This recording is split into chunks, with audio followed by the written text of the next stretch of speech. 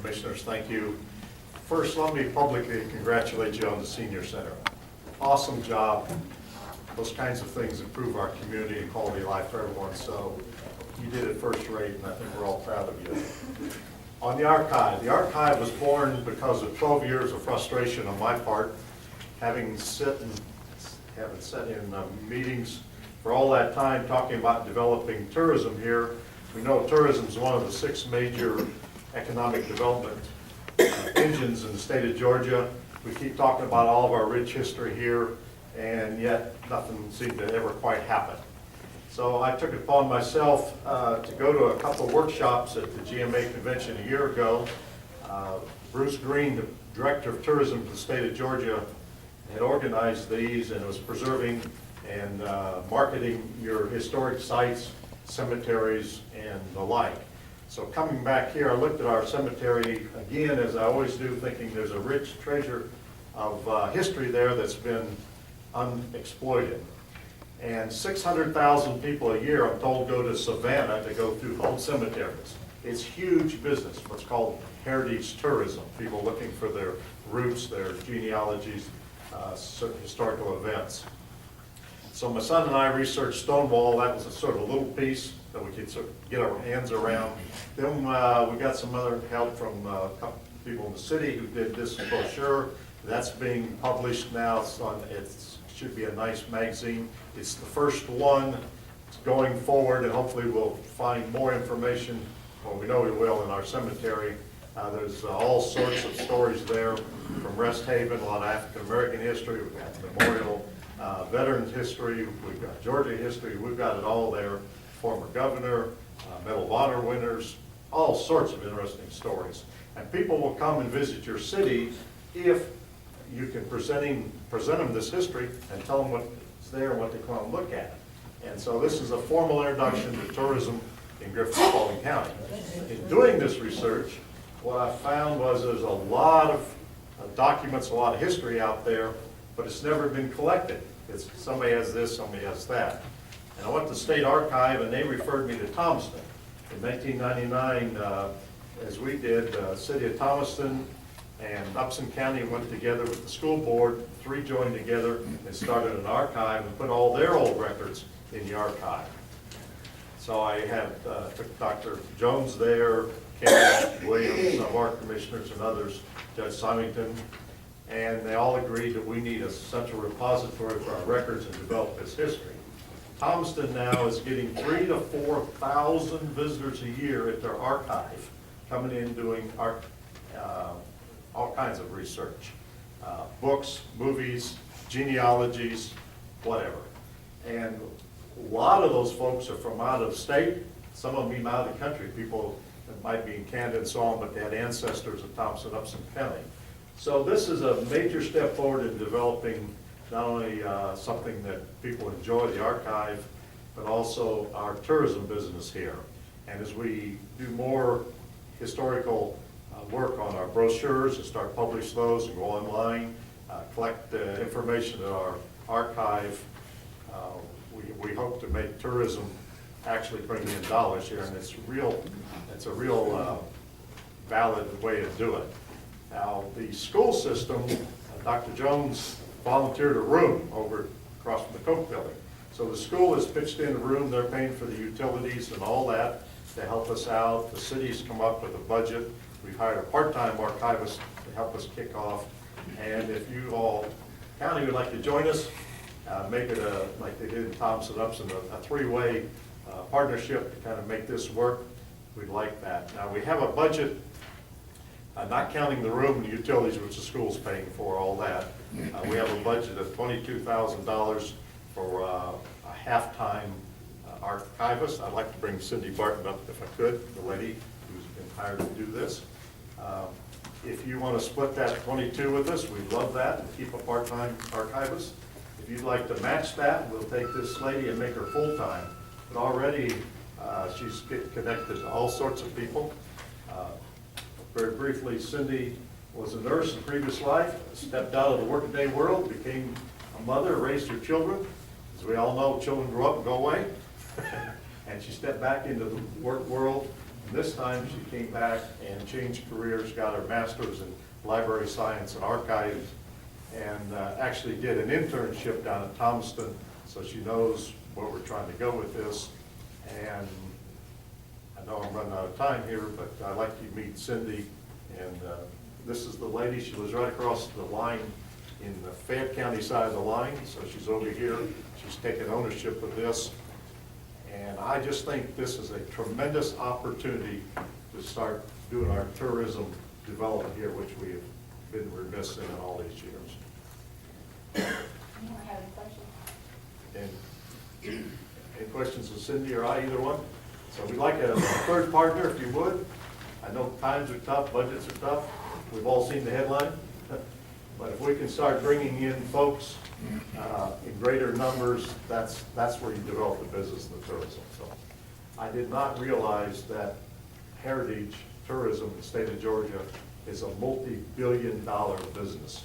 People going to find their home of ancestry, track down some historical event, do their genealogies and that sort of thing. So it's huge business, and Bruce Green quoted all kinds of numbers and says if you're not promoting your historical sites and your cemeteries, archives are part of that package, you're missing out on great tourism dollar opportunities. So this is where we're going. I have a question. Yes, ma'am. I noticed I saw in the paper a couple of weeks ago where there was a work group that worked on an African-American cemetery that was out on Yes. Placid. Grandview. Grandview. Now, I see the map that's in the back of here, and I mean, I'm assuming that everything that's on here is available online. I mean, I'm sure you don't. That is on the city website. Yes, ma'am. So all those cemeteries, will all historical cemeteries, or will all cemeteries be put on there? And then will they try to archive them for? I hope we'll develop everything, all of them. Now, there has been a preliminary research done on virtually all the cemeteries in the county years ago, so people went around and sort of marked took notes of who's there, but it needs updated. And that cemetery, which is primarily African-American cemetery, we dig it out of the brush over there. It's got a lot of history in it too. This is our city public cemetery, Pomona Oak Hill, but this is the first cast stone, what we've done. And already we found the first African-American dentist in the city of Griffin. He's noted there, something we found there. So all sorts of interesting history right here in our city cemetery. Well, I think tonight on our agenda, we don't have it as an action item, but personally, I think that, I mean, at least once a year when I go to Savannah, I go and take a tour of the cemetery. And I know I don't know anybody down there, but there's just so much history there, and you see all these graves that are hundreds of years old with people that came from so many different places. So I know that is a very large part of tourism. There's several If it's big done right. events now. Of course, we have Georgia governor and Georgia history here, Cal. We have a lot of Civil War history. We have a lot of African-American history. That's tougher to dig out because a lot of that's oral, but there's a lot of stories I'm hearing about who's over in Rest Haven. We need to capture all of this that we can and save it before some of these folks with memories of some of that go away. And I tell people, I don't care if you're rich or poor, what your color is, how much money you had, none of that makes a difference when you get to the cemetery. We're all over there together. We all come together. Well, we will ask for it to be placed on our next agenda, and I'm sure that we will be able to, I mean, unless there is some reason Can I ask why. one question? Sure. Go question. Just to be clear, you're asking about 7,000, just to throw a figure out there Well, when you said third? 22 is our budget. So 11 would split it on a part-time basis for this lady. If you match it, we go full-time and really make this work. And I will say, if you have not driven down to Thomaston, Penny Clift is the archivist. They started with a part-time archivist in '99. They now have 3 full-time archivists. So many people coming in and bringing stuff and doing research. So it's in the old, by Robert E. Lee School down there in the old library. The school system gave them a whole library, like the Hawks Library. And they filled it up with stuff now.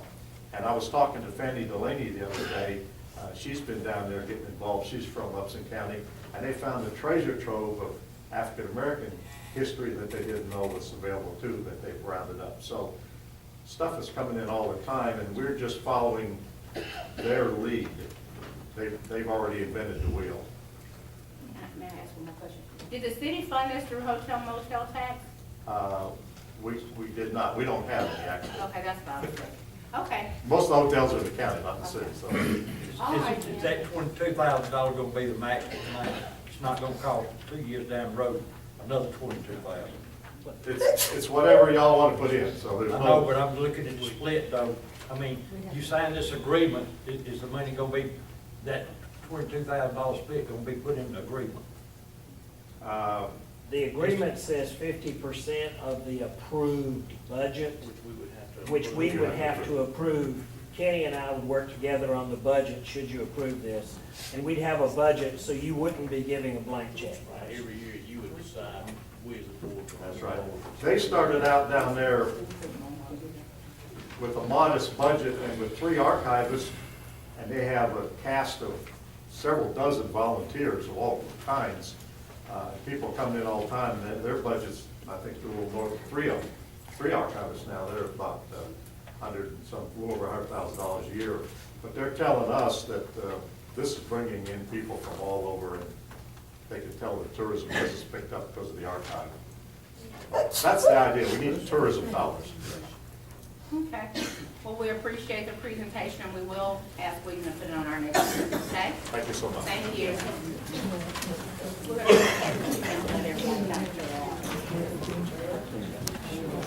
Thank you all for coming.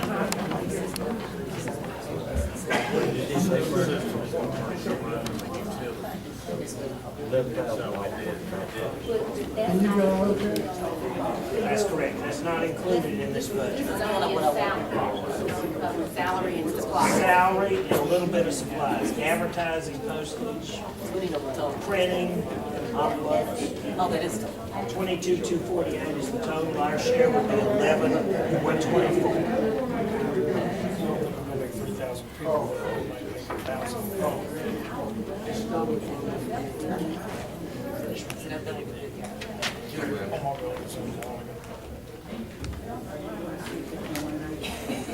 Got shot.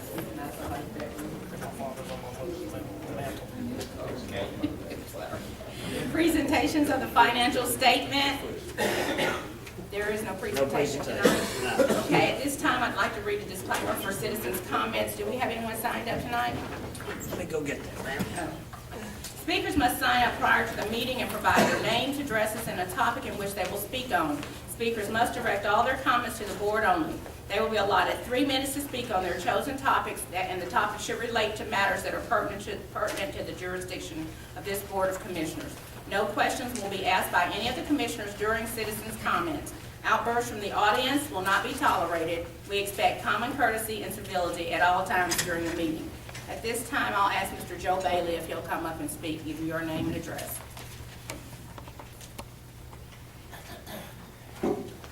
Joe Bailey, 40798 Union Road, Griffin. Last county commission meeting, I spoke on the airport. Again, I won't speak on the airport, but on the consideration of the intergovernmental agreement between the city and the airport authority. And I urge y'all to be very cautious and do some research. After I left last week, I was approached by several and had lots of things came up, and I did some research on it, made some phone calls, talked to the actual people that was involved, and I found out a lot of it wasn't true. And I would like for y'all to be very sure of what you're hearing is what we can afford and do. The Zoning and Appeal Board made a suggestion to you about the airport. Can we afford this airport? Do we have the money to put this in there? We know that, we hear facts and figures of percentages. The airport's gonna cost $60 million. The government's gonna reimburse us 90% of that. What is it gonna cost this county, our 50% of the city-county thing, to run this airport till we start making a profit? Is it gonna be greater than what we're in there have? Or are we gonna be in such a bind in 3 or 4 years because of they need more money, because they keep coming back to the table and saying we need more money, and well, you can't let it go under after you get so far along, so you gotta up it up. Are we gonna be able to keep all our county employees because we're paying for the airport? I would just like for you to look at all the options and be sure that this is something that we really want to do and we can afford to do. And also, think along the lines, is this something that we can afford not to do too?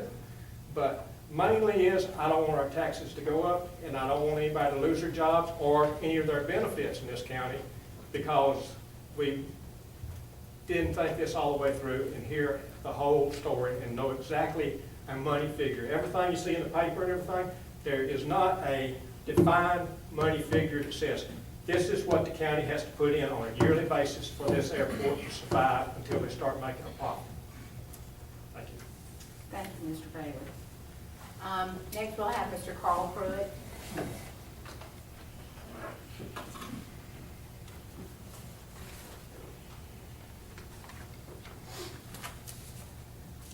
Thank you. My name is Carl Pruitt. I live at 120 Four Oaks Drive in Griffin. I'm your appointed representative to both the Airport Advisory Board and the authority since 2004, and I just wanted to share a few observations that I've noted myself regarding the facts of a new airport in Griffin. Quick history: the airport was opened in about 1939. It was a grass runway on a dirt road called Hill Street. In the 50s, it was paved.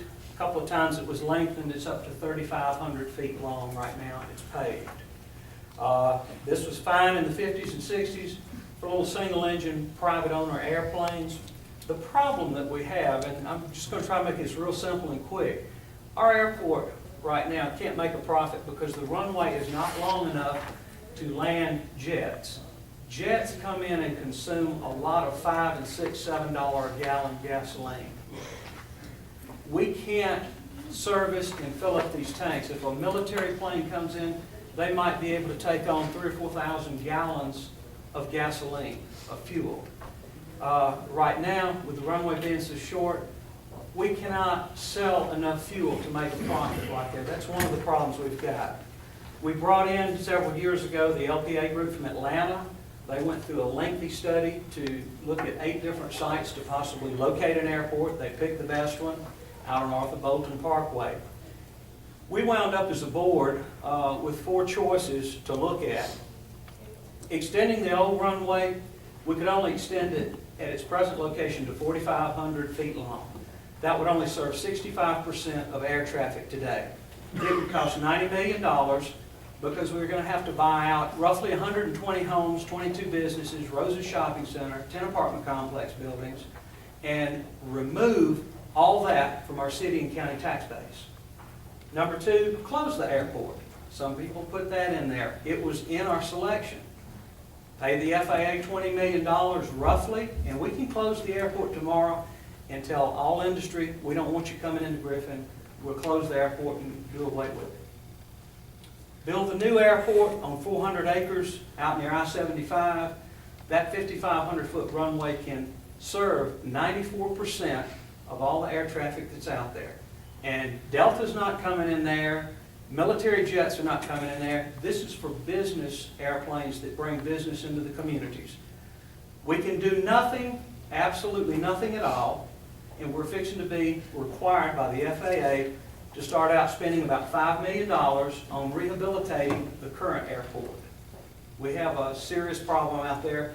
There's a big dip in the runway. We need new paving. We need new equipment out there. We're fixing to spend some money. $5 million on the old airport, $6 million to build a new one, $20 million to close it down, or $9 million to lengthen the old runway. I'm going to say one more thing I get out of here. If you build a mile of road, you can drive 1 mile. If you build a mile of runway, you can go anywhere in the world. We need that mile of runway in Griffin and Spalding County. Thank you very much.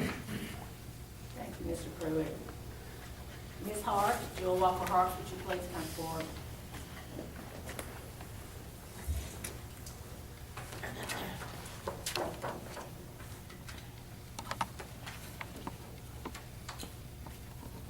My name is Joel Walker Harms. I'm president of the local branch of the NAACP. And I'm here today to clarify some issues that we feel were not adequately addressed at our public forum or did not represent the response of all of you. Our concern is about the summer food program and summer school break programs. From our understanding of what has been said, the food sites that have been, there are food sites that have been cut and limited, even though the need is greater than ever. This being because the federal funds provided are not enough to sustain the project adequately, and management has not been able to find ways to meet the needs, even though surrounding counties seem to be operating efficiently. We were also told that one must apply a year in advance to participate due to budget concerns. There is something wrong with that picture since the program was not adequately publicized last year, and the concerns of the NAACP regarding the service were conveyed last year at the end of the program, and a request was made to reevaluate for this year. We're talking about federal funds rather than local funds, so it's kind of hard to understand what the problem is. There were successful and productive programs, enrichment programs being offered last summer, yet they were not allowed to participate in the subsidized food program. An offer was made on last year to seek for some kinds of grants that would supplement the school break program, and that request was denied. Yet if you're going to charge $25, $35, $45, or whatever amount might be to children, it doesn't seem like much, but if you compare it with daycare, but you're talking about children who, if they don't go to a summer program, they aren't going to daycare anyway. Their daycare is going to be in the backyard and out in the streets and in your house while you go to work. So that doesn't help much unless we can help those who are really in need. We are simply asking for an explanation to help us understand. We are also offering to assist in whatever way we can. This organization does intend to see that volunteer, whatever services we publicly proclaim to do, we're actually doing them, and they are done in a responsive and productive fashion. We're not asking for a handout, but we're simply asking everybody to do his job and allow the citizens of this county to partake of what is on the table for the welfare of deprived and needy residents. Those persons who are doing their very best to make ends meet.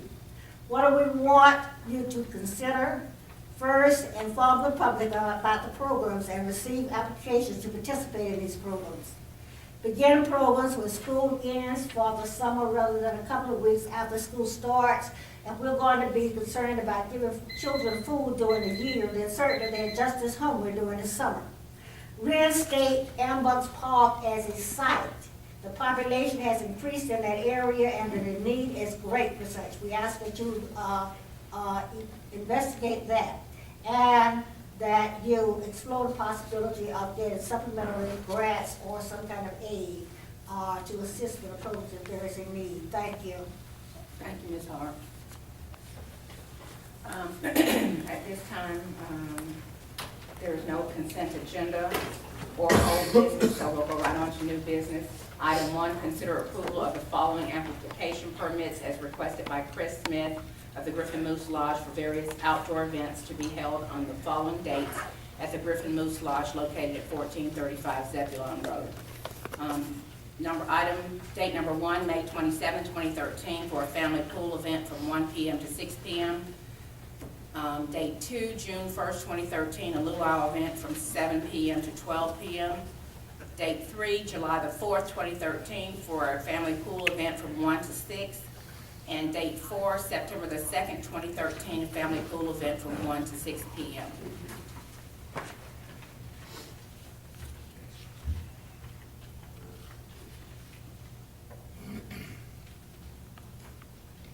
They typically do, they do this every year, so I make a motion to approve. Second. Have a motion by Commissioner Gardner and a second by Commissioner Ray to approve the request for amplification permits for the aforesaid red dates for the Griffin Moose Lodge located at 1435 Zebulon Road. Is there any discussion? All those in favor, show of hands. 5-0. I need to go back to item number 7, which are the minutes of the last meeting. Excuse me. I would like to get a motion to consider approval of the minutes of the following meetings: April the 1st, 2013, regular meeting, and April the 8th, 2013, special call meeting. Madam Chair, move to approve the meetings as identified. Have a motion by Commissioner Ray and a second by Commissioner Johnson to approve the April 1st, 2013 regular meeting and the minutes of the April 1st, 2013 regular meeting and the April 8th, 2013 special call meeting. Any discussion? All those in favor, show of hands. 5-0. Item number 2 under new business, consider an intergovernmental agreement between the City of Griffin, Spalding County, and the Griffin Spalding County Airport Authority for joint funding of general aviation operations at the Griffin Spalding County Airport. Is there somebody here? Just me, and if you have any questions, the chairman of the airport authority is here. But essentially, this commemorates and puts into writing what we've been doing for about the past 15 years. The city and the county have both jointly funded the operating deficit of the airport each year. I didn't turn that off, I'm sorry. The city and county, during their budget process, look at the budgets for the airport, and they're incorporated into the city's budget, incorporated into the county's budget, and therefore you're not approving a blank check as one might think, but the agreement itself is attached to your agenda, and I believe it states in paragraph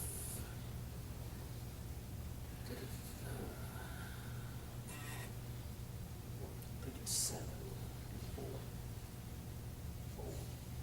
Is it 4? I'm sorry. Paragraph 4, where it talks about the budgets. Fiscal years covered by this agreement. In preparation of the parties' fiscal year budgets, the authority shall present the parties a recommended budget, and the parties shall confer and agree upon a level of service to be funded for the upcoming year, with the city and county agreeing to appropriate 1/2 total revenues required to finance the agreed budget. So essentially, we have never had a written agreement before. It has been a oral agreement between the city and county, and historically, we have funded 50% of the operating deficit, projected operating deficit each year. Didn't y'all at one time, didn't the county commission one time stop paying that? They have. One year, we did not fund the airport, that is correct. And then they came back and they put a fine, started charging us for the walking trail and for the sheriff department instead of $1 agreement. That agreement came about because of the FAA and use of the airport facilities. And there is an email which Jen, I believe, has shown you coming from FAA that states why we had to do that. But that was, we do have a lease for Airport Road Park, and we do have a lease for the sheriff's helicopter hangar.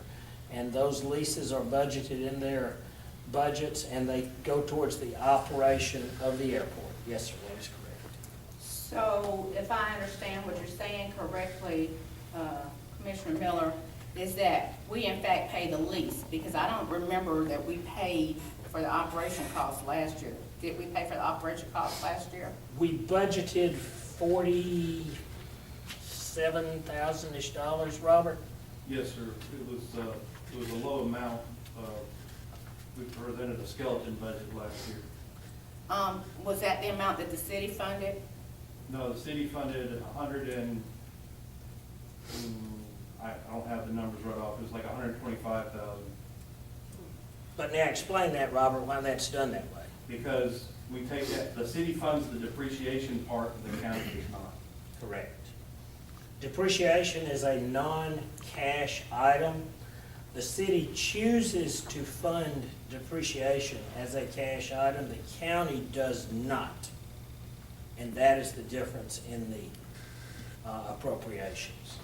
Who came up with the total that we paid for the walking trail, $90,000? I mean, that's kind of, It's based on the square footage, based on the same cost that they charge the rental for any of the hangars on the location, and it's based on the square footage of the area utilized, if I'm not But it mistaken. was just Yes, a sir. ball, I mean, just a bare piece of land, and we spent probably $750,000 out there making something useful for the people that's following the county, and then we having to pay $90,000 on top of that to, That's just like the tenants in the airport who build their own hangars. Their own hangars are owned by the people who lease it. The ground under it is owned by the city and county, and they have to pay the same lease that we do per square foot. who came up with the amount we paying them? I mean, that just seems like, It's calculated based on the same square footage as everyone else. you know, it's sitting there at the airport, you got hangars out there, and they put that hangar up out there. Well, we had something that's outside the airport, and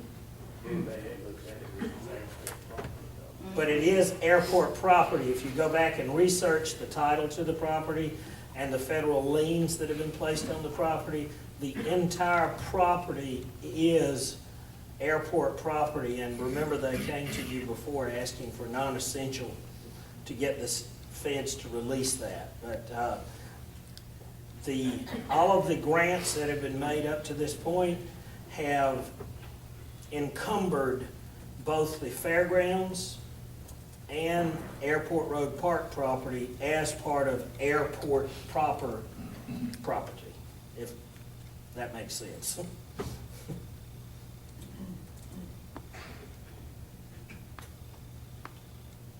Robert can answer any questions if you have about the leases and, you know. Because I have a question. My understanding was initially that we had agreed to fund half of what the deficit was.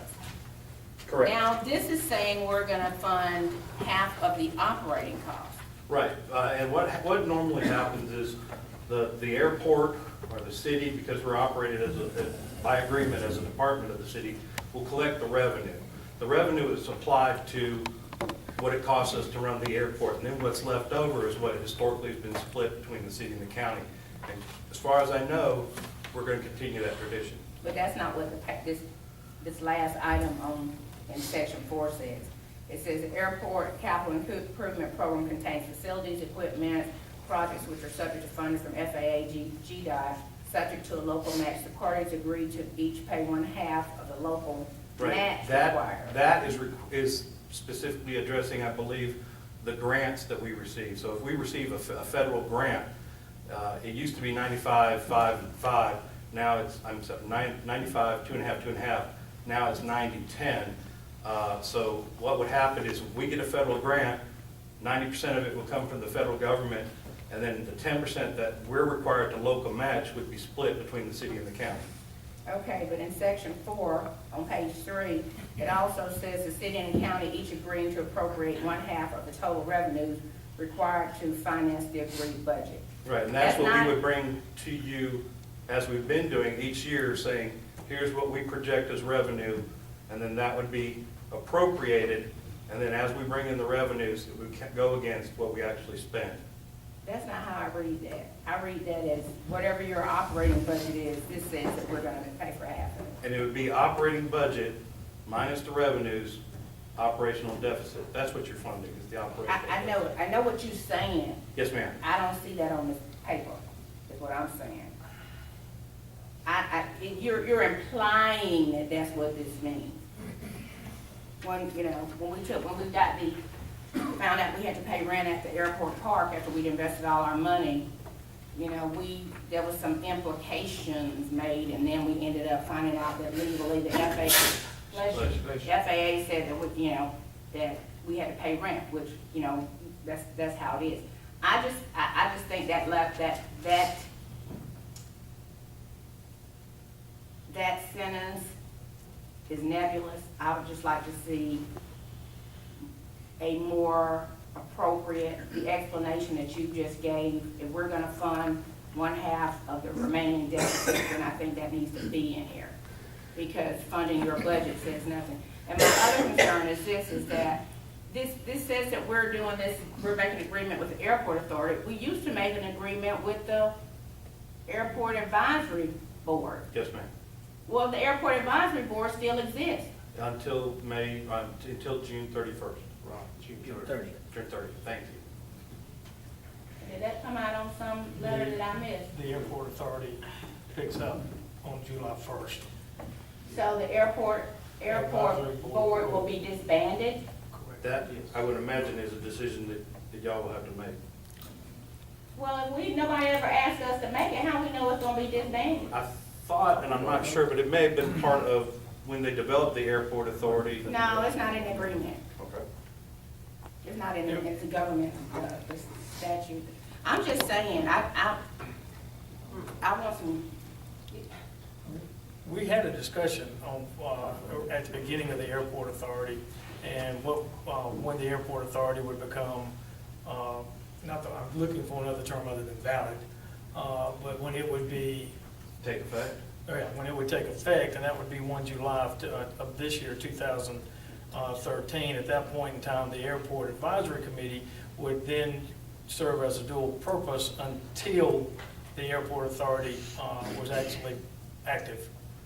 It's but the been- airport authority is already active. They're applying for grants, they're asking the feds to do all kinds of stuff. I mean, you got two groups of folks with some of the same people on the boards doing different stuff. And I'm just like, It's called preparation in order to bring the two together as one. Right, the airport authority did take seat 1 July 2012, and we're transitioning, and we've taken a while to transition operational control from city, county, with the advice of the advisory board, over to airport authority.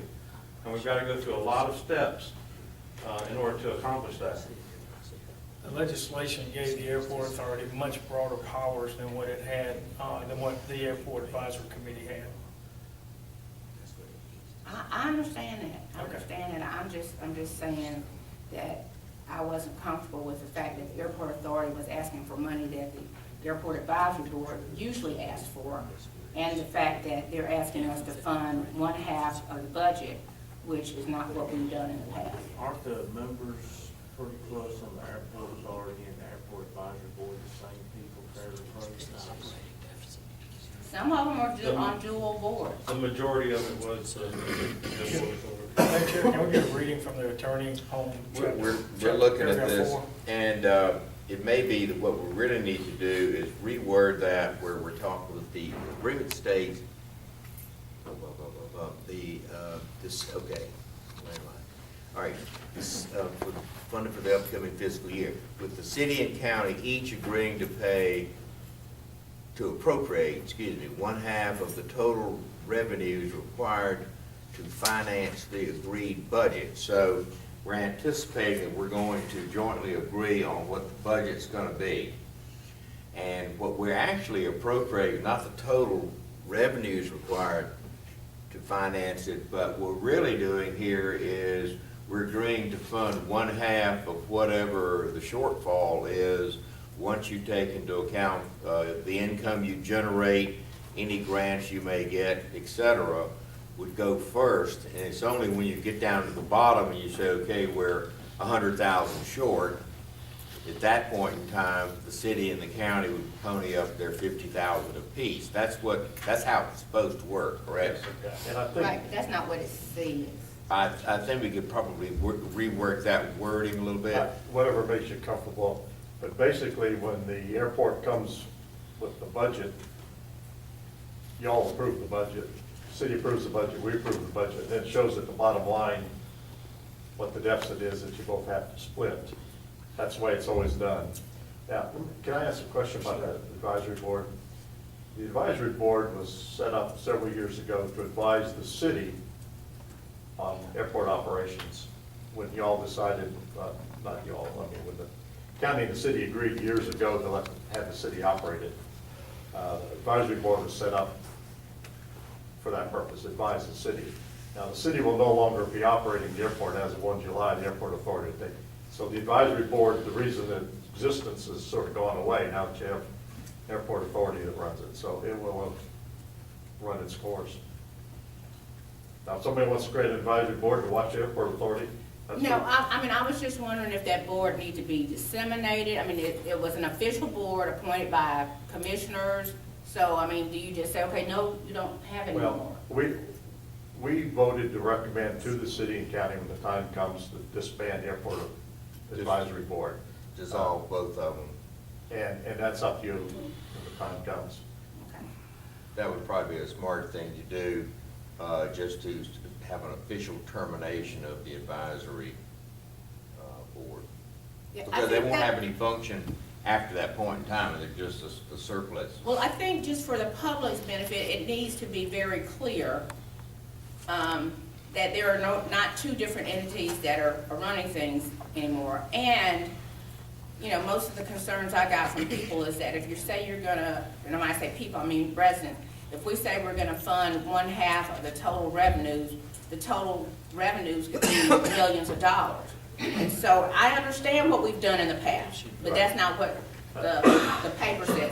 So the other thing is that concerns me is that as an authority, I know you'll basically be doing what Robert and the Airport Advisory Board recommended, but will there truly be more expenses associated with this? Because most authorities have a CEO or a director. So, you know, where's the money gonna come to Well- pay? Good question. What the authority has voted to do is to contract with the city to furnish employees. We didn't want to transfer them over to working for the authority, so we're contracting with the city to furnish the employees. There won't be much more expensive, to be a little one. A couple things that the authority has to do. One is we have to have our own attorney. We've been using the city attorney. So that has to be separate. We have to have our own attorney, and so that's the main thing. Yeah, there was a minor issue with insurance for the authority for $2,000 or $2,800. That was folded up in the budget.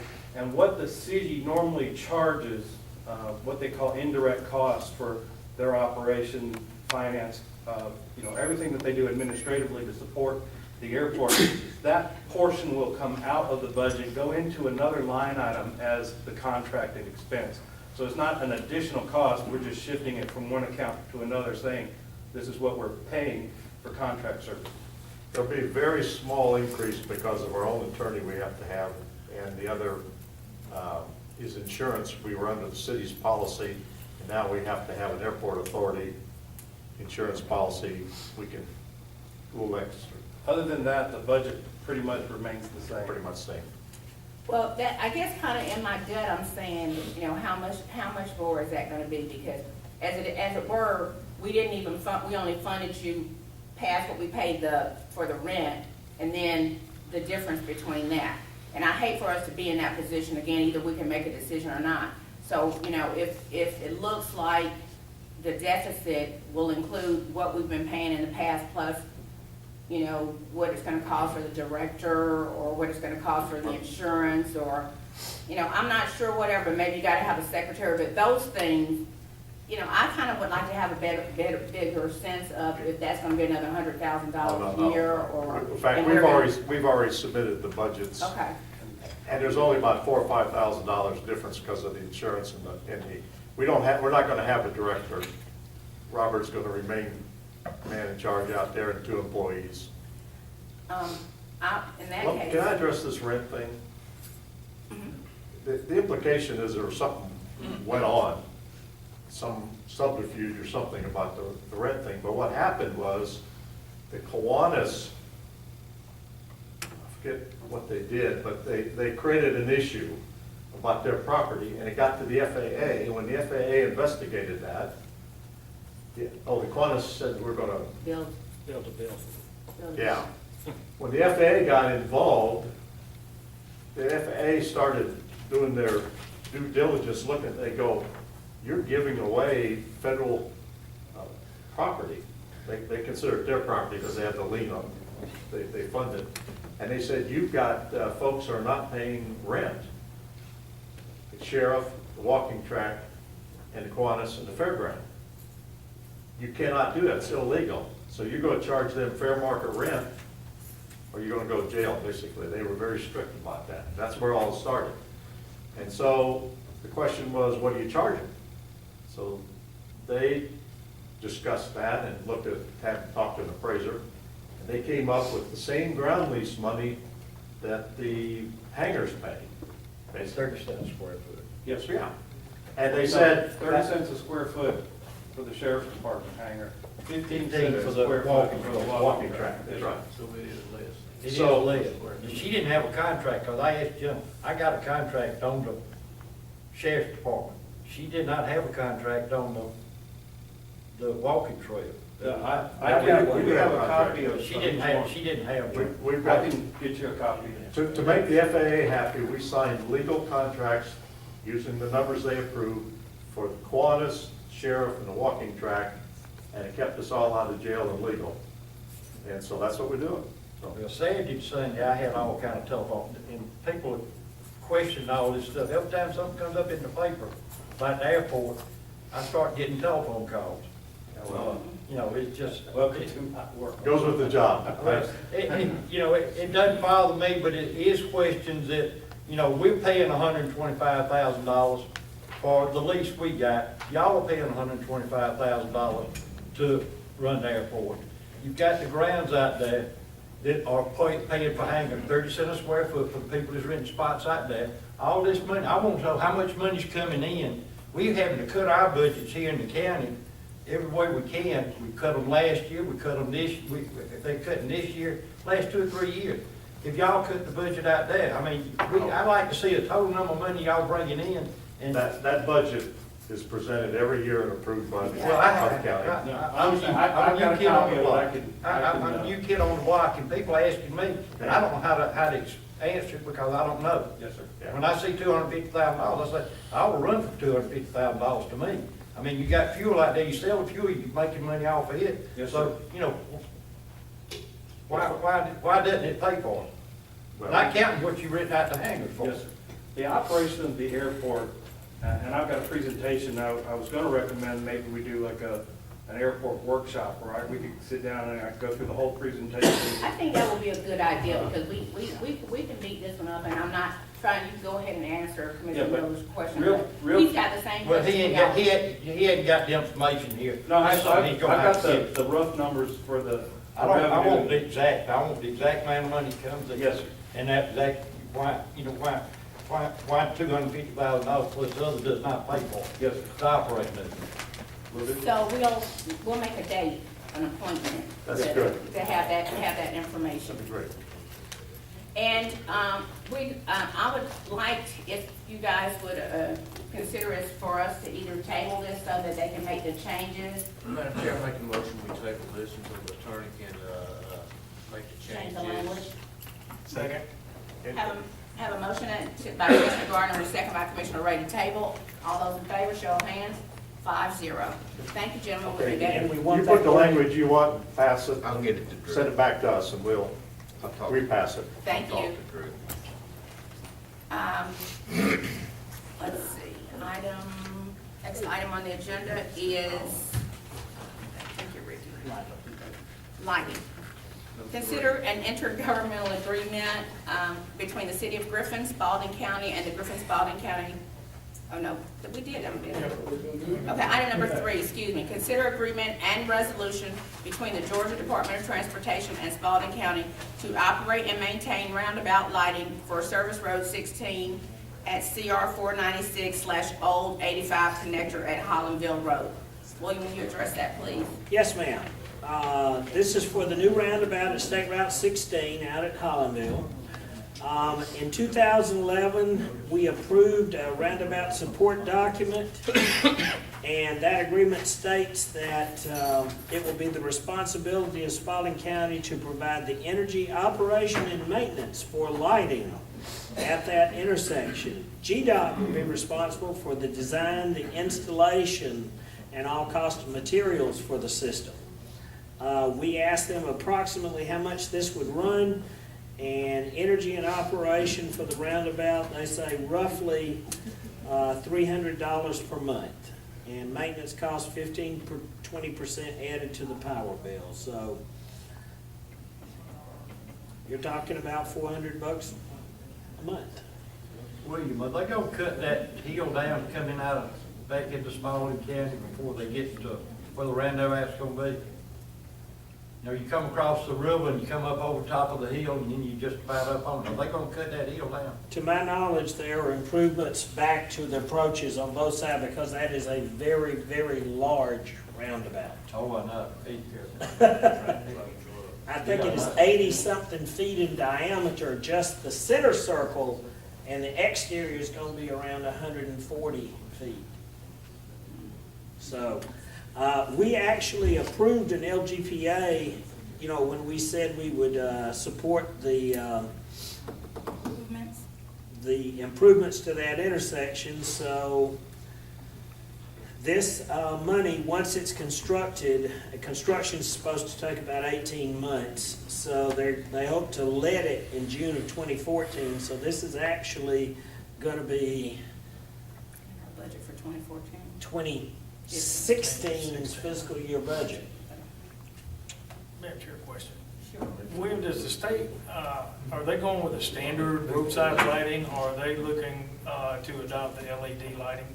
Because the LED would substantially reduce the electrical cost. The state has gone to LED lights for all of the traffic signals, and I will find out, but I'm pretty sure they're going to LEDs for these as well, because they have replaced every signal you saw from Yep. the major highways with LEDs, and I believe there'll be, anything new is now required LED. Well, they've got the illumination possibilities now to illuminate an intersection like that with LED, and it's substantially less in electricity than what the normal 400 or Most definitely. 320 watt light bulbs are.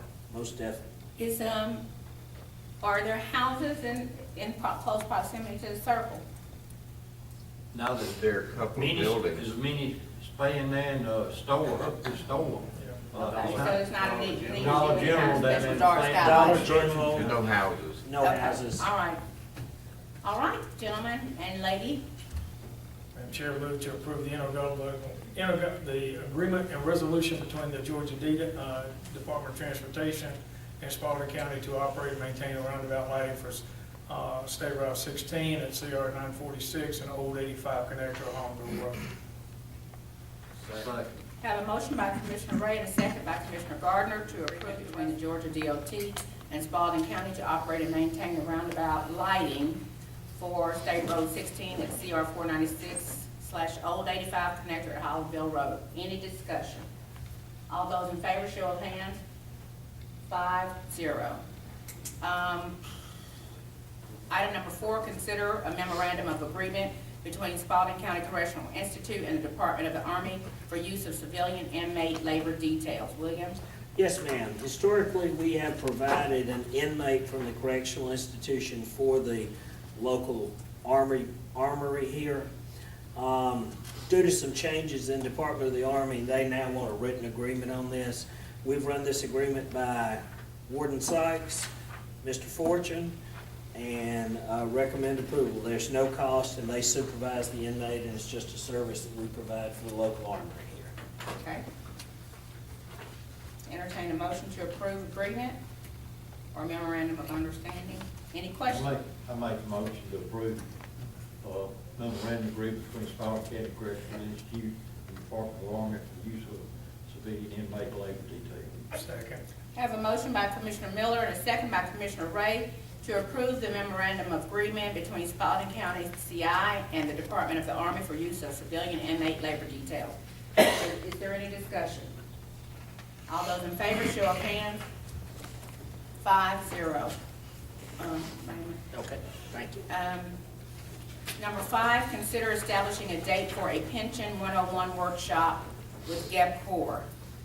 Yes, ma'am. Back at the retreat, you asked that we set up a Pension 101 workshop with GEBCOR and to have them look at possible changes in benefits, especially in the areas of public safety with expanded benefits and possibly early retirement, things of that nature. Steve Vaughn is the president of GEBCOR. I got with him, and we have the ACCG annual meeting coming up, so I thought May would be the best date. May the 6th is one of the first days he's available, and I've heard from 2 or 3 commissioners that that would probably be a pretty good day.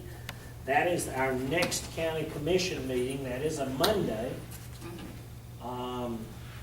If you'd like to do it that morning, Could he do it prior to the meeting? Yeah.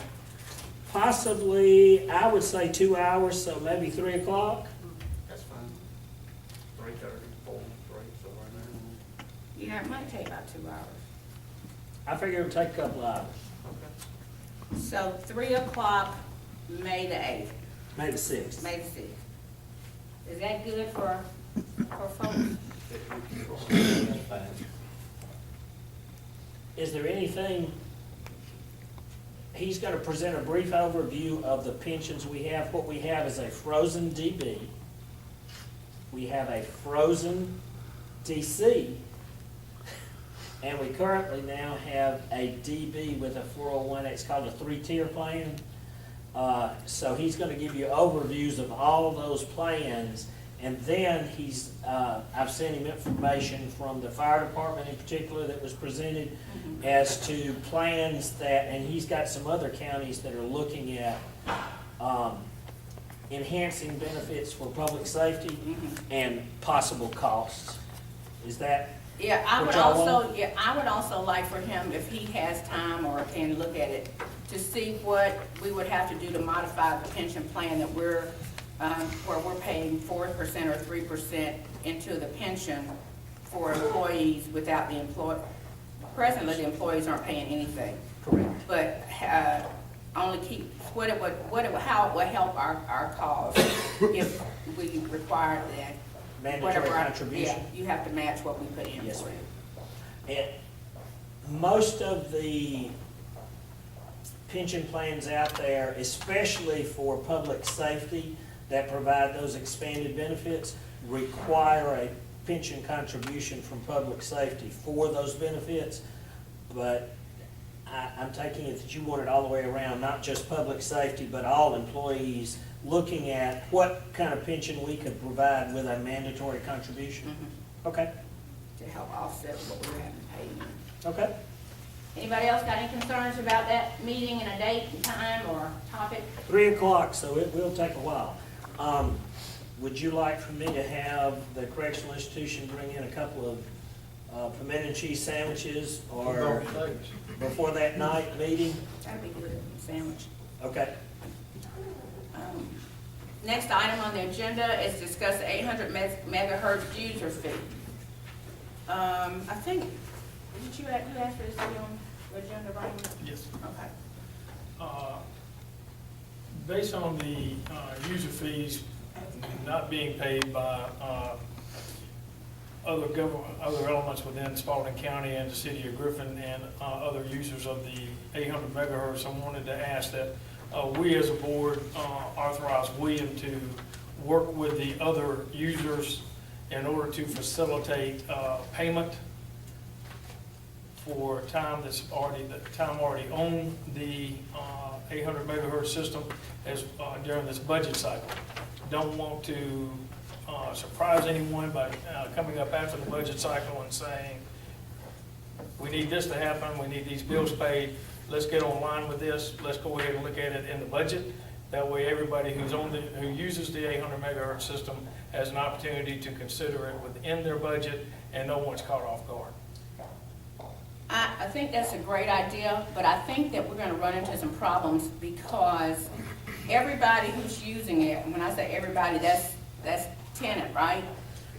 Is it EMS? Oh, And we have a long-term arrangement with tenant where they do pay operational costs. That was negotiated last year. They do pay the $16 per month user fee. So in order for us to, I think I understand that from the city, they just basically want to charge us for what they use. And I don't think that it's fair that we've got one agreement with them and then we got one agreement with somebody else. Do we have an agreement with the school system or are they on the? No, the school system's not on it. Right now, it's just the city, the county, and EMS. So if I understand you right, you want us to find out how much it is that we reckon, that's a word, that we reckon we owe them from this past year? Okay. Or do we want to come up with how much they're supposed to be paying based on the agreement? Because there's somewhere in writing or In 2000, yeah. in two- that it says that we were all going to share based on how many units we have. Now, all of a sudden, we're not getting paid. So what do we want to do? So we want to acknowledge the systems being used, the payment of the $16 per unit, and go use that as a basis for getting paid for previous years and to set up for upcoming years of radio usage within all users.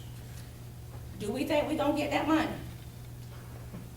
Ma'am, it's a legitimate expense for the operation of the system and the services that we provide.